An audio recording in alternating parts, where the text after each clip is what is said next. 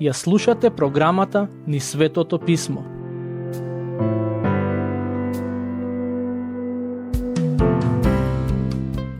Драги слушатели, во денешната епизода ќе продолжиме со обработка на првото послание до Солуњаните. Претходниот пат застанавме кај стих 5.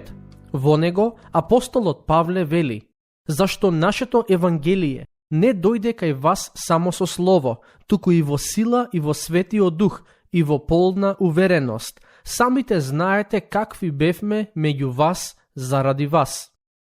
Во писмото се вели дека за луѓето да се спасат, прво е потребно да го чујат Божиот збор. Тоа е всушност основата на спасението. Во посланието до Римјаните, глава 10, стих 17, Павле вели: верата доаѓа од слушањето на Божиот збор. Таков е текот на нештата. Прво човек треба да го чуе зборот, а додека го слуша проповедањето на Божиот збор, Светиот Дух му помага да ги разбере вистините кои се поучуваат.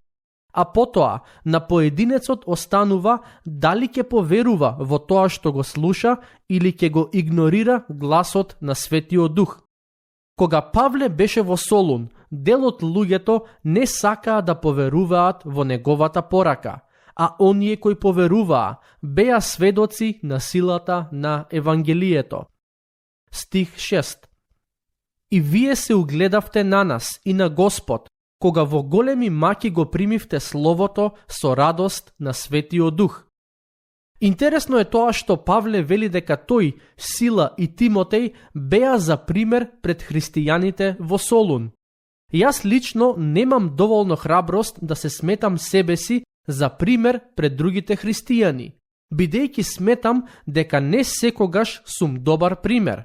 Но, кога Павле вели дека бил пример за христијанската вера, јас на тоа не гледам како на знак на гордост или ароганција, туку верувам дека тој навистина покажал поведение на кое другите можеле и требало да се угледаат.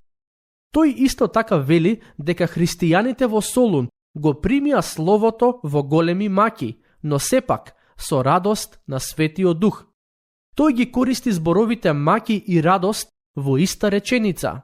Знаете, верувам дека за поголемиот дел од луѓето е навистина несватливо како може некој да има маки, а сепак да се радува.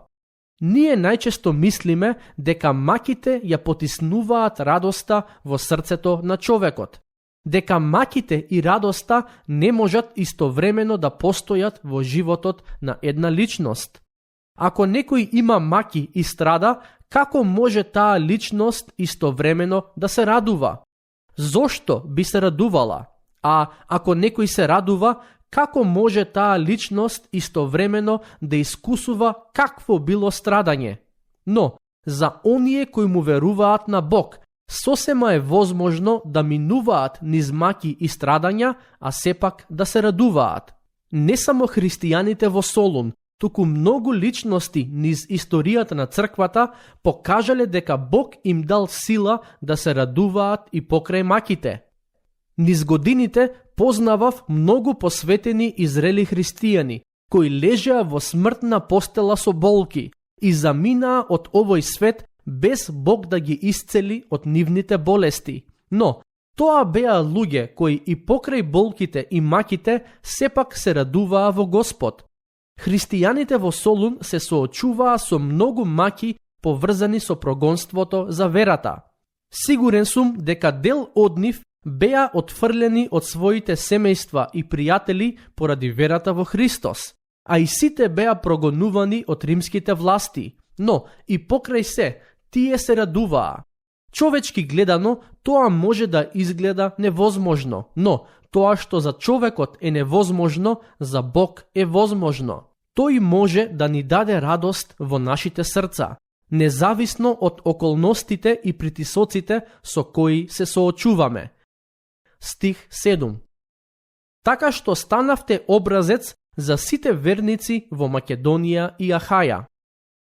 Во тоа време Македонија и Ахаја беа области, а градот Солун се наоѓаше во областа Македонија. Павле вели дека христијаните во Солун, угледувајќи се на него, Сила и Тимотеј, и уште поважно, угледувајќи се на Господ, станаа пример на кој што другите христијани во тој дел од светот можат да се угледаат. Тоа значи дека овие луѓе доста сериозно си ја сватија својата вера и ја практикуваа. Тие имаат добро сведоштво пред светот. Во животот јас имам посетено многу цркви. Не можам да кажам дека сите, но дел од нив се вистински пример за тоа како се поучува и живее христијанската вера. За жал, како што минуваат годините, се чини дека се помал е бројот на црквите кои се вистинско и соодветно сведоштво за христијанската вера. Но стремежот на секоја локална заедница треба да биде тој. Како што христијаните во Солун беа пример за сите други во околината, така и таа заедница да биде пример за другите во верата, љубовта, посветеноста, дарежливоста, служењето и слично. Стих 8. Зашто од вас одекна Словото Господово, не само во Македонија и Ахаја, туку и во секое место се пронесе славата за верата во Бога, така што нема потреба ние нешто да зборуваме. Со други зборови, ова значи дека немаше потреба никој да ја фали црквата во Солун, бидејќи нивните дела зборуваа доволно. Павле всушност сака да каже дека тие не само што го прифатија Евангелието, туку и почнаа да го шират Евангелието. Очигледно е дека црквата во Солун имаше добра репутација во тогашниот христијански свет. Ќе продолжиме со читање на текстот. Стихови 9 и 10. Впрочем, верниците сами разгласуваат за нас, за нашето доаѓање кај вас и како од идолите се обративте кон Бога, за да му служите на живиот и вистински Бог и да го очекувате од небесата неговиот син, кого тој го воскресна од мртвите, Исус, кој не избавува од гневот што доаѓа. Дел од овој текст прочитав и во предпоследната епизода, но сега сакам малку подетално да ги обработиме овие стихови. Во таа предпоследна епизода зборувавме за 3 важни аспекти поврзани со црквата во Солун. Прво, делото на нивната вера, второ, трудот на нивната љубов и трето, истрајноста во надежта. Мислам дека тие 3 аспекти можат да се применат и на стиховите кои сега ги прочитавме. Прво, делото на нивната вера се однесува на зборовите од идолите се обративте кон Бога. Второ, трудот на нивната љубов се однесува на зборовите за да му служите на живиот и вистински Бог. И на крај, истрајноста во надежта се однесува на зборовите и да го очекувате од небесата, неговиот син, кого тој го воскресна од мртвите, Исус, кој не избавува од гневот што доаѓа. Ајде малку подетално да ги разгледаме овие 2 стихови. Кога Павле стигна во Солун, јас не верувам дека тој започна серија на проповеди за тоа колку е погрешно луѓето да им се поклонуваат на различните божества. Не, туку кога стигна во Солун, тој почна да го проповеда Христос. Кога го проповедаше Господ Исус, луѓето се свртија од идолите кон вистинскиот Бог. Со други зборови, тоа значи дека дел од луѓето во Солун покажаа вистинско покаяние. Покаянието е една од темите за кои ние луѓето не сакаме многу да слушаме, но ако сакаме да го добиеме спасението кое Бог ни го нуди, мора да живееме покајнички живот. Не е доволно човекот само да исповеда вера, туку мора и на дело да ја покаже таа вера, преку оставање на гревот и стремеш кон праведноста. Бог денес не ве повикува само да му верувате, туку и да се покаете за се грешно што имате направено во животот.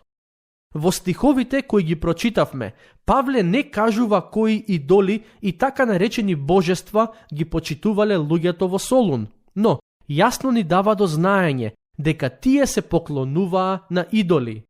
Верувам забележавте дека зборува во множина, што значи дека луѓето не се поклонуваа само на еден лажен бог, туку на повеќе. Во тоа време и таа култура сосема било нормално луѓето да се поклонуваат на многу божества. Многобожството било еден вид на стандард кога станува збор за религиозноста на луѓето, но христијанството беше поинакво, бидејќи проповедаше и се уште проповеда дека постои само еден Бог во три лица, Татко, Син и Свет Дух. Таквата порака дека има само еден Бог и сите други се лажни, беше навредлива за речиси сите луѓе, но сепак некои сватија дека тоа е вистината, поверуваа во неа и почнаа да го следат Христос. Сакам накратко да се навратам на покајанието, бидејќи верувам дека денес ретко се зборува за таа тема, а е исклучително важна кога станува збор за христијанската вера. Светото писмо јасно не учи дека не можеме истовремено да го следиме гревот и да ја следиме праведноста. Не можеме истовремено да го следиме сатаната и да го следиме Бог. Тоа значи дека ако сакаме да тргнеме по Христовиот пат, ние мора да се одвратиме од патот на гревот. Кога велиме дека Исус Христос е Спасител, ние мора да дефинираме од што тој не спасува. Христијанската теологија вели дека Христос не спасува од вечните последици, но исто така и од моменталната сила на гревот. Тоа значи дека Христос не само што не ослободува од вечниот пекол и ни нуди вечно пребивање во рајот, туку и додека сме тука на земјата, ни дава сила да му кажеме не на гревот. Тоа е покаяние, кога му велиме не на гревот, а да на праведноста. Покајанието не смееме да го сведеме само на плачење или чувствување одредена тага за нашите гревови. Покајанието мора да се покаже на дело. Да престанеме да правиме грев и да почнеме да ја исполнуваме и вршиме Божјата волја. Јас низ годините имам запознаено многу така наречени христијани кои со солзи зборувале за своите гревови, а сепак не преземале ништо во однос на тоа, односно не раскрстуваа со својот начин на живење. Се чини дека на тие луѓе им одговараше само да ги оплакуваат своите гревови, но не и да ги остават. Слушнете ме внимателно и се надевам сваќате дека ова ви го кажувам затоа што во срцето ве сакам и се грижам за вас. Ако не ги оставите своите гревови, вие не можете да го следите Христос. Ако не го оставите алкохолот, материјализмот, порнографијата, пороците, самоправедноста, горделивоста, вие не можете вистински да го следите Христос. Земете ги за пример христијаните во Солун. Тие сватија дека не можат истовремено да им се поклонуваат на идолите на кои целото општество им се поклонуваше и да го следат Христос. Тоа е невозможно и ние денес не можеме вистински да го следиме Христос доколку им се поклонуваме на истите идоли и вредности на кои овој свет им се поклонува. Потоа Павле вели дека христијаните во Солун почнаа да му служат на живиот и вистински Бог. Овој дел од стихот може да се поврзе со оној дел од вториот стих, каде апостолот зборува за трудот на љубовта. Овие луѓе го сакаа Бог и затоа почнаа да му служат, секој согласно своите дарови, таленти и способности. Вистина е дека има некои луѓе кои му служат на Бог, а таа служба не е мотивирана од љубов кон Него, туку од страв. Но таквата служба нема да трае долго. Верувам се сеќавате дека кога Господ Исус се сретна со Петар по воскресението, тој го праша Петар: "Дали ме сакаш?" И потоа му рече: "Храни ги моите овци." Гледате, има тесна поврзаност помеѓу љубовта кон Бог и службата за Бог. Некој можеби ќе праша: Како да му служам на Бог? Зарем не е службата за Бог одредена само за свештените и црковни лица? Не, секој искрен христијанин може и треба да му служи на Бог. Секој искрен христијанин може и треба да го праша духовното водство од својата црква, како може да помогне во функционирањето на духовната заедница. А на Бог можеме да му служиме и надвор од црквата, кога правиме дела потикнати од љубов за кои на Него му ја даваме славата. Доаѓаме до последниот дел од стихот кој го обработуваме, каде Павле вели дека христијаните во Солун го очекуваа Божиот Син од небесата. Второто Христово доаѓање е многу важен аспект од христијанската вера и секој христијанин би требало да се надева и да го очекува тоа доаѓање. За некои луѓе идејата за второто Христово доаѓање треба да биде загрижувачка, бидејќи тие живеат во грев, блуд и разврат и воопшто не се водат според неговите зборови. Но за христијаните идејата за второто Христово доаѓање треба да биде нешто што ќе им даде утеха, бидејќи знаат дека тие се спасени и знаат дека кога Господ Исус повторно ќе дојде, тој ќе го суди гревот, ќе расчисти со злото и ќе го воспостави своето царство. Светото писмо не само што не учи дека Господ Исус навистина ќе се врати повторно, но и јасно ни дава до знаење дека не можеме да знаеме кога тоа ќе се случи. Може да биде во овој момент, за 5 минути или за 5 години, но верувам дека Бог има многу добра причина зошто не ни го открил времето на враќањето на Неговиот Син. Не само тоа, туку би рекол и дека Бог не сака да трошиме време обидувајќи се да погодиме кога тоа ќе се случи. Наша одговорност е да му веруваме и да го следиме, и со тоа во секое време да бидеме подготвени да се сретнеме со Господ Исус. Било да е тоа во моментот кога повторно ќе се врати или ако во меѓувреме не повика кај себе. Павле вели дека христијаните во Солун го очекуваа Исус Христос од небесата. Моето прашање за вас денес е: го очекувате ли и вие Христос? Дали помислата за Неговото враќање ви дава мир или неспокој? Дали го живеете животот во светло на Неговото повторно доаѓање? Знаете, кога христијаните често би се подсетувале на тоа дека Христос ќе се врати и би живееле во светло на таа вистина, јас верувам дека ќе бидат многу повнимателни како се однесуваат и на кои нешта и активности го трошат своето време. Кога би знаел дека Господ Исус ќе се врати оваа ноќ, верувајте ми дека не би го трошел времето на безвредни нешта, туку би се подготвил за средбата со Него. Јас имам моменти од моето секојдневие, кога навистина не би сакал Господ Исус да се врати.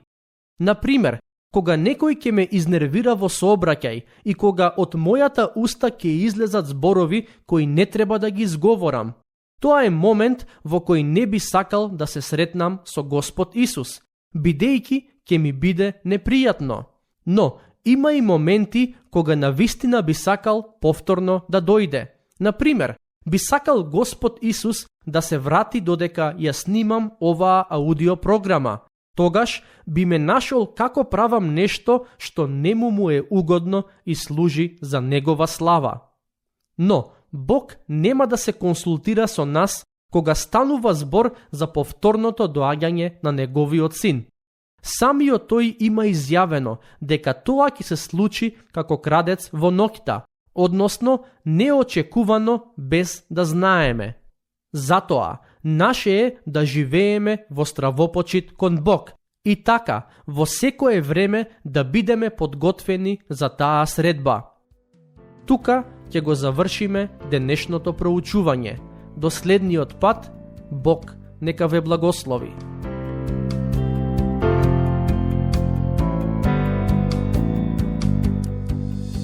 Слушнавте епизода од програмата Низ Светото Писмо. Можете да не слушате и преку мобилна апликација на нашиот YouTube канал и на подкаст платформите како што се Apple и Spotify. Ако ви се допаѓаат нашите епизоди, споделете ги и препорачајте ги на вашите пријатели.